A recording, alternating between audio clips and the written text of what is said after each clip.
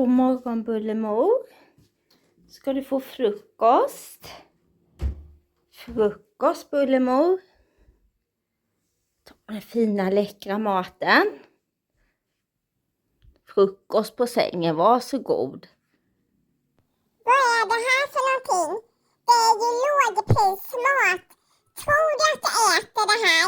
Fy! Har du varit i reakorgarna på Ullared och hittat det där?